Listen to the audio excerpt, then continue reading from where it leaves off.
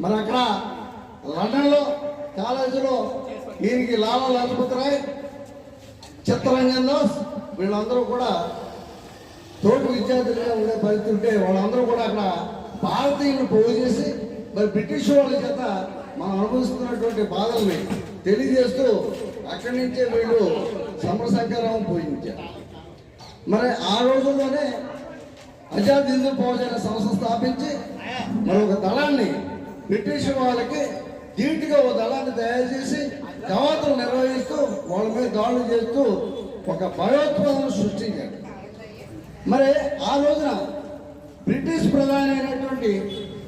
మన భారతదేశం ప్రధానంగా ఉండేటువంటి అయినా వెళ్ళిపోతూ సుభాష్ చంద్రబోస్కి భయపడి మేము స్వతంత్రం ఇవ్వాల్సి వచ్చిందని చెప్పేసి నేను వ్యాఖ్యానాలు చేయడం జరిగింది. మరి ఇది ఎప్పుడు మరి ఆయన స్వతంత్రం అప్పుడు చెప్పాడు, మేము బోసు గురించే భయపడ్డాం, సైనికులు తిరుగుబాటు తీసుకొచ్చి మమ్మల్ని తరివి కొడతారనే భయంతోనే ఇవ్వడం జరిగిందని చెప్పేసి అని ఆయన ఆ ప్రధాని ఆ పనిపోషణ అనే గవర్నర్ గారికి చెప్పడం జరిగింది.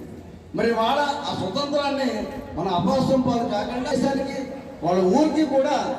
న్యాయం చేసే విధంగా ఉండాలని మరి ఏ రోజు